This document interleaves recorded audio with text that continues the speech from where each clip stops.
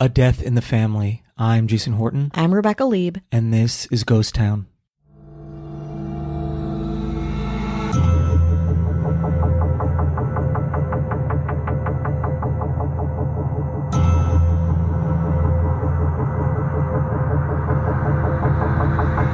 Just 7 miles west of downtown Chicago is Gage Park, a grandiose melting pot founded in 1840 by the Gage family. The area welcomed Germans, Polish, Lithuanians, Czech immigrants. As Gage Park grew, the city of Chicago annexed the burgeoning township, making it one of the more dynamic and diverse communities in its orbit. But organized crime, among other complicated community issues, soon seeped in, creating a climate for what we're talking about today, a brutal string of homicides that forever changed the identity of the area. Today, we're talking about the Gage Park murders. Community was what brought the Martinez family to Gage Park.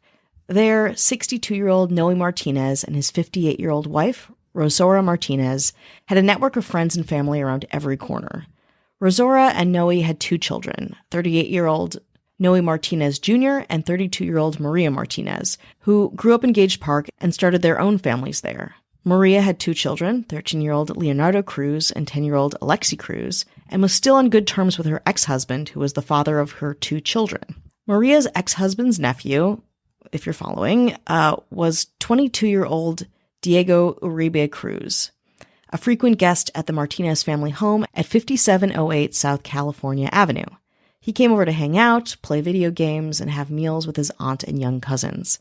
It was kind of an ideal situation in a lot of ways, family bonding together and creating a network of close-knit community across many generations. Until February 4th, 2016. It was then the Chicago Fire Department received a call from a coworker of Noe Martinez Jr. The coworker was concerned. His usually punctual and responsible friend and colleague hadn't shown up to work in 2 days.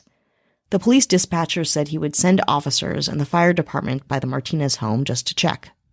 A short time later, the Chicago Fire Department and Chicago PD arrived at 5708 South California Avenue to perform a wellness check on Noe Martinez Jr. and his family. Before the police entered the house, an officer glanced through the window and saw the legs of an unresponsive person barely protruding from the floor behind a couch. Still, Chicago PD looked around some more and saw no signs of forced entry. At 1:05 p.m., a fireman finally opened the front door and police officers entered the house. Initially, in the home's entryway, there is nothing out of place. But as law enforcement round the corner to the living room, that changes fast. Officers are shocked at a sight more horrific than they imagined. A motionless, blood-covered body on the floor. Nearby, there is a second body. Officers pause and immediately call for additional support and medical personnel on the police scanner. Quote, "Roll ambulance this way, we got people passed out. I don't know if they're dead or what. Send the Sarge over here. It is a bloody mess." The lifeless bodies appear to be that of a young teenage boy and an older man. Blood and wounds suggest that the victims had been brutally stabbed. Of course, officers suspect that these may be Martinez family members, but they don't know for sure. Not yet. It could be a break-in gone wrong. They check for a pulse, but find nothing. Even for experienced police officers, the sight of such a young and old victim is painful and confusing to see. And even worse, photos all over the Martinez house help officers quickly identify the victims as 13-year-old Leonardo Cruz and 62-year-old Noe Martinez. Bear in mind, this is only the entryway, the first part of the Martinez home. As officers proceed, they can only imagine what they'll find in the rest of the house. First, they check the basement. Walking downstairs into the house's foundation, they find more victims. At the bottom of the stairs, there is the dead body of a female victim, presumed to be in her 50s or 60s. A few paces away, on the basement floor, there is another body. This victim appears to be a very young boy, perhaps 8 to 12 years old. Both victims were stabbed. Painfully, the family pictures on the walls and refrigerator help officers identify the 2 victims in the basement as 58-year-old Rosora Martinez and 10-year-old Alexi Cruz.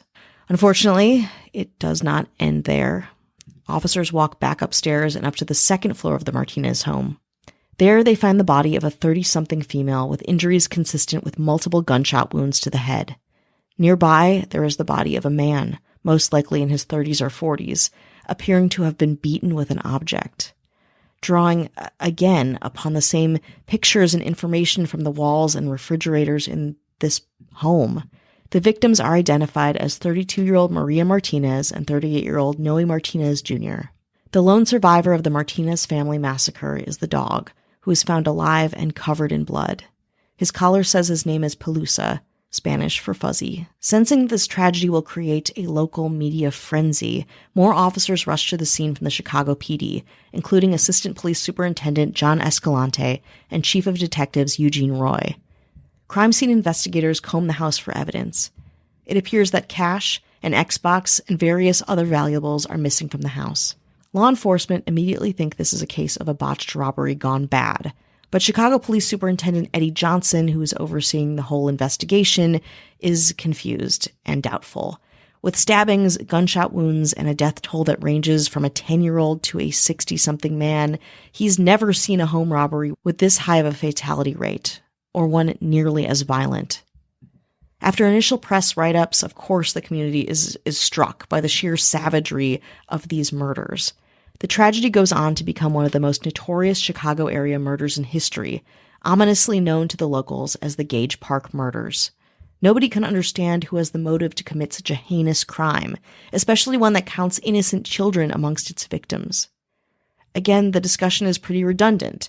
A random break-in wouldn't have warranted the brutality of a mass homicide. It had to be deeper than that, more intimate, even though the investigation hasn't turned that way. Not quite yet, anyway. To Gage Park residents, it feels so personal, as if the attack was perpetuated upon the entire community. Let's take a break. Sometimes you take a little bite, and life goes ahead and gives you a whole pickle slice. Thank you, life. And sometimes you spend $5 or more, and the McDonald's app gives you 20% off the whole order. That means you can get a McCrispy and a Quarter Pounder with cheese and a new lemonade and still save. Thank you, McDonald's app. Limited time only at participating McDonald's. Valid one time per day. Visit McDonald's app for details. Ba-da-ba-ba-ba. As if the McCrispy couldn't get any better, Bacon and Ranch just entered the chat. The Bacon Ranch McCrispy. Available at participating McDonald's for a limited time. Ba-da-ba-ba-ba. Hi, hello, how are you? Hello. How you doing? You doing good? Okay. Good or okay or bad? Scale of 1 to 10, how much pain do you feel? 1 is no pain at all. 10 is excruciating pain. Say it to yourself. We'll take okay. How's that? Just take okay. No, I just know. Walk okay. away. No Let's numbers. welcome I got it. Okay. We want to say hello to anyone who's listening, supporting the show, spreading the good word of Ghost Town. Hello. Thank you so much. Podcast. We won an award. That's right. At the Parapod Festival. We have news for once. We did. It was really fun, very exciting. The award is very fancy. Yeah. The box is sitting next to us. We'll take a picture and put it on Instagram because we're sharing custody. Yeah, that's right. By that, Rebecca gets it 100% of the time, but I can come over and on play weekends and play catch with it. That's right. You can actually take it out for ice cream. You can take it to the park if you want. Just make sure I have like 48 hours notice. Is it okay if it meets Denise? Well, who's Denise? Exactly. But yeah, it's pretty cool. We won Best Ghost Podcast. Yeah. It's pretty cool. We were up for 4 awards or something like that. Yeah, we were up for 4. We got 1. We got 1. Those sound like our odds for the most part, you know, and when we're thrilled, honestly, it's very cool. Rebecca was wearing heels. And we sat all the way in the back. We sat in the back like we were like suspended from school, and we were like in a pep rally, and they were like, all right, you can watch the pep rally. And I was wearing heels, which I don't do often, and like a very short dress. So we were just like, I was just kind of like, and it was like took us a long time. We finally got up there, and I was like a little sweaty. Anyway, I hope there are no pictures. Well, if there are, we will post them, all of them, so you know the truth. We want to say hello to our government.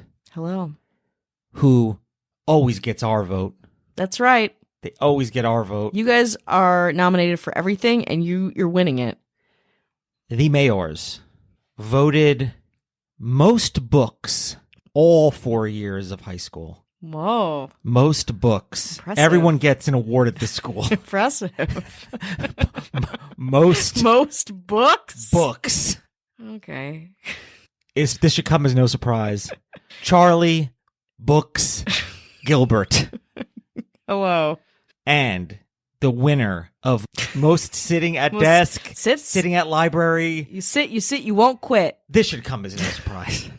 The winner is Ashley Sitz Matson. And for the winner of most Trapper Keeper. Most Trapper Keeper? Now, you have to decide, is it brought ironic? It's caused some controversy. Yeah, that makes sense. Was it brought ironically? Or you're like, no, this is very, very functional. Yeah, listen, the English is meme-like in how you experience it. I'm intrigued. Now, does it have F-16 fighters on it like they used to have?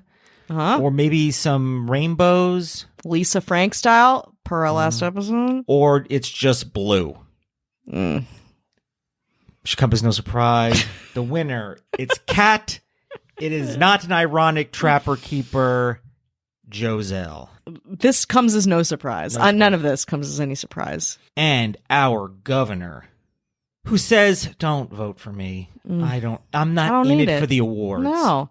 Surprise, surprise, is the winner of the whole school complex system. Anything to do with school, anything to do with inside the walls, outside the walls, the dynamics, the politics, the drama. Whoa, everything school everywhere, all at school once? Is Avian School Noble. So you want no ads, no chit-chat, bonus episodes, just the good stuff. We should have a bonus episode coming out soon. So if you're trying to find a good one, and you want no ads, no chit-chat, you want to just binge, you want to get through it, you want to start from the start and never ever end, but do it faster, head on over to Patreon, patreon.com/ghosttownpod. You can do a 7-day free trial. Listen to it. If you like it, stick around. If you don't, just listen to what you want to listen to. Then just leave it for dead. Leave us for dead. Leave it for dead. Whoa, okay. We do have a Apple Podcast review. Thank you for the reviews. Very kind. We appreciate it. Excellent. Anywhere you leave a review is great. And if you've left one that's not, for some reason I can't find the other ones, let us know where to find it and we will read it. Exactly. You want the airtime. Yeah. You do. Especially if it's bad. Busted. Exactly. You definitely want it. That was a sting operation. Oof. Glad it was recommended 5 stars. The stories are very interesting, and I like the variation with the short mini episodes. It's like listening to your friends tell stories with some nice banter in between. Perfect for people working from home who like the human interaction. That's Cass Bailey, US and A. Oh, that's so nice. Somebody said I was a friend. I know, it's true. And I was like, oh, I am a friend. I am a friend to some. I'm not just like a... like a disembodied rock and roll, voice. like a rock and roll, a sexy like, young, just a cog, like a Harry Styles type cog in the sex machine of life. You know what I mean? Yeah, you're not. I'm not just some young thing. No, to trot around. You're a human. You're human. You live. You breathe. You love. Thank you for that. We appreciate wonderful. it. Thank you for the support. Yeah, and we should go back to Chicago. Let's get back to Chicago. Again, it's very nice to have these little breaks, especially for an episode like this, which gets a little dark. So I appreciate it too. So we are back to Gage Park, where the Martinez family murders are being investigated.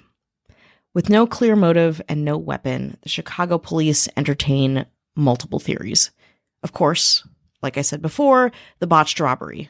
Maybe even gang activity, organized crime. This is also pretty rampant in the area. Chicago PD starts talking to surviving family members, neighbors, friends, and work associates in hopes that these conversations can generate any actionable leads. They learn some things. One, that nobody from the immediate Martinez family has been seen or heard from in the last 48 hours. That's important. Angie Morales, the Martinez's neighbor, says Rosora stopped responding to her texts around 6 p.m. on February 2nd. Conversations with family members do reveal a series of people with connections to the Martinez family, including tenants and coworkers, the beginnings of a potential, perhaps suspect list. During these initial conversations, 2 names are flagged for law enforcement: Florentino Carrazzo and Victoria Olivera. Family members reveal that Carrazzo worked with one of the residents of the Martinez home and may have had friction around a work conflict. A different family member suspects that Victoria Olvera may be connected to criminal gang activity, which is, again, another giant warning sign in this investigation, especially with her connections to the family. She's a family friend. Investigators talk with 63-year-old neighbor Letty Magas. Magas's family have been living on the block for 40 years. Magas reveals that although she feels safe during the day, the neighborhood has gotten a little seedier at night. She doesn't recall seeing or sensing anything suspicious connected to the family home or anything that she would flag herself. Meanwhile, Noe Martinez Sr.'s employer, United Services Company, where he works as a window washer at O'Hare International Airport, is pursued more in depth. Noe Martinez Sr.'s supervisor and coworkers widely hail the victim as a really friendly guy who generally stays under the radar. Detectives learn that the Martinez patriarch also owned a residence on the south side of Chicago. They meet with the tenant of this residence, who describes his landlord and the owner as a caring and sympathetic guy, really just nice. As some paths of inquiry lead to a dead end, authorities focus on the other people of interest. They learn more about Carrazzo and that he had a work-based relationship for years with several members of the family. They also learn that Carrazzo has in fact had several disagreements with a resident of the home. It doesn't say which one. And some of these disagreements, these interactions, had gotten pretty heated. But a check of Carrazzo's criminal background reveals nothing aside from the normal, general petty violations that one might have. Detectives then turn their focus on the potential gang connection and dig deeper on Olvera. They confirm that she's been renting a house from Martinez Sr. She had a distant but cordial relationship with the owner and landlord, Martinez.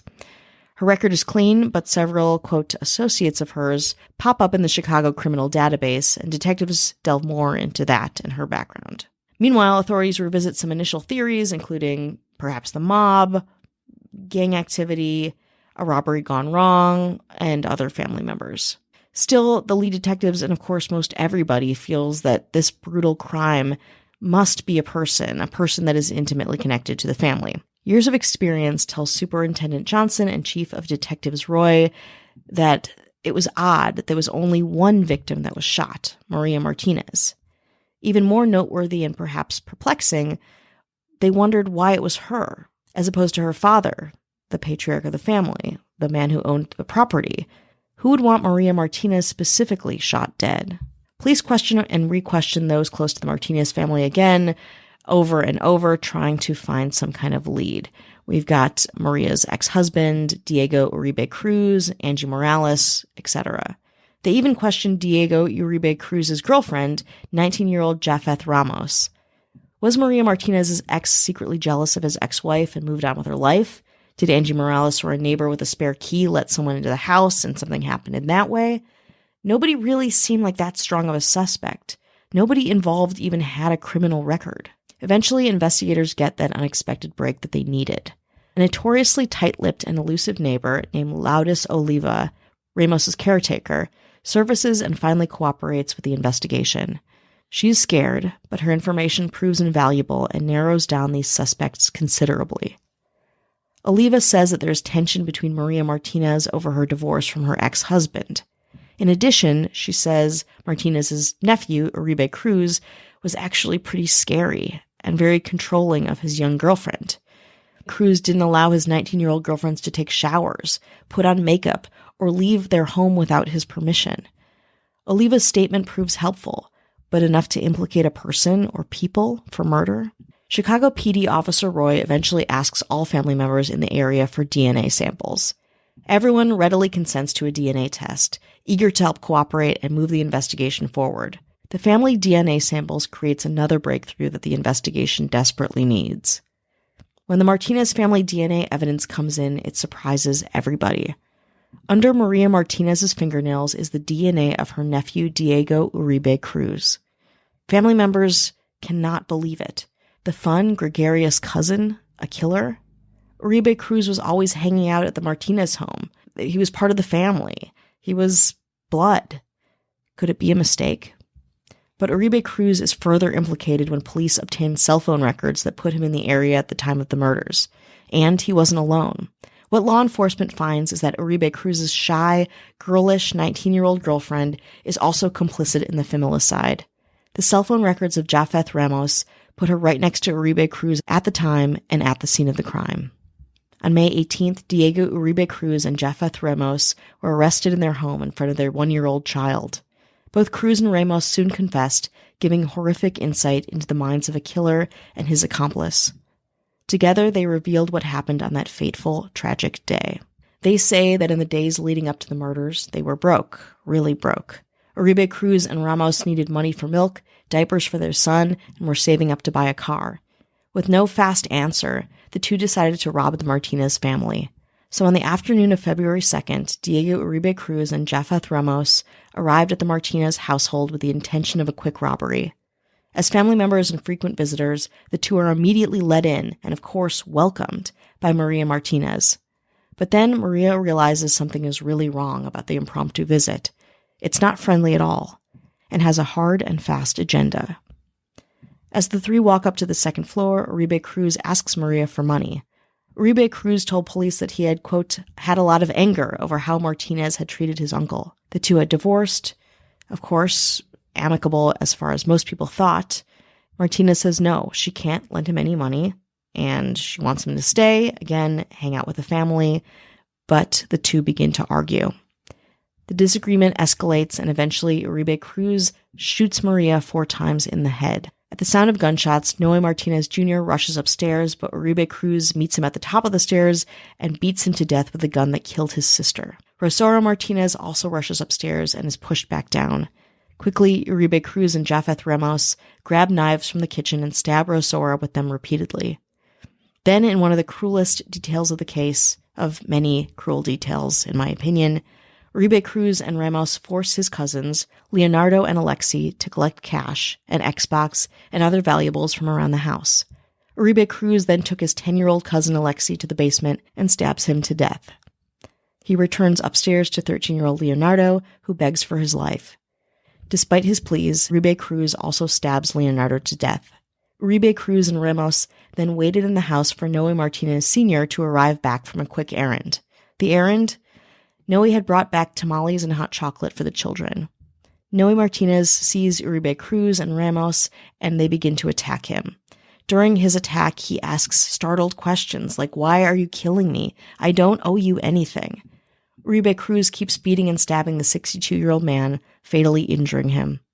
Together, the couple leaves the house with a mere $550 in cash, the Xbox, and about $150 in valuables. Diego Uribe Cruz, who is only 22, and his girlfriend, Japheth Ramos, who is, again, 19, were both charged on 6 counts of murder. On October 5th, 2022, Diego Uribe was found guilty to the murders, and on November 7th, 2022, again, so many years later from when they were arrested to the sentencing, he is sentenced to life in prison. On December 6th, 2022, 25-year-old Japheth Ramos was sentenced to 25 years in prison.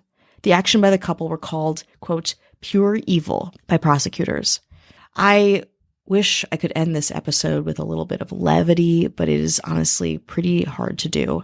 Gage Park, as you might imagine, has permanently changed based on this incident, and according to Police Superintendent Johnson, everyone felt like it had lost this sense of community, this innocence that it once had. Quote, "In my 28 years, I haven't seen a case that has hit as close to home for myself and so many others in this department," he said. Hopefully, the sense of community is something that can be rebuilt over time, something that can honor the victims while creating a safer future for such a special, tight-knit part of Chicago.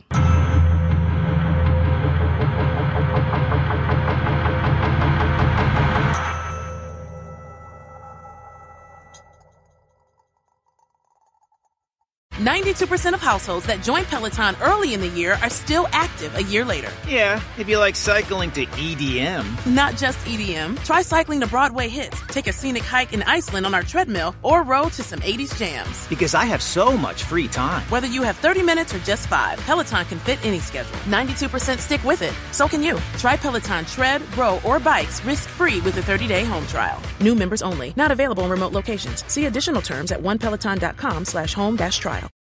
Hi! Did I scare you? I hope I did. My name's Selena Spooky Boo, and you might know me from some places as of TikTok, where I do some sleepwalking and dad joke videos, but what you don't know is that Selena Spooky Boo has a podcast, The Haunted Estate, that's been around for an embarrassing long time. But I'm going to tell you right now, it's full of the scary stuff, the spooky stuff, the hard stuff, and hey, some of the funny stuff. So come on over and hang out with us and check out The Haunted Estate. Are you the type of person who seeks out the things lurking in the shadows? Do you thrive off of the fear, the mystery, and the unknowns of the world? Then you're in the right place. Something Scary isn't afraid of the dark, and we know you aren't either. Hello, I'm Blair Bathory, writer, director, horror lover, and host of the Something Scary podcast. Fear is a universal language. The things that scare us connect us. Every episode of Something Scary is filled with ghost stories, urban legends, and shocking accounts of paranormal activity sent in from our listeners around the world. Something Scary is also something special. We've been raising the voices of women in horror for over 200 episodes. Don't miss a single moment of spine-tingling fun. Subscribe to the Something Scary podcast wherever you're listening. New episodes are released every Tuesday. Sweet screams.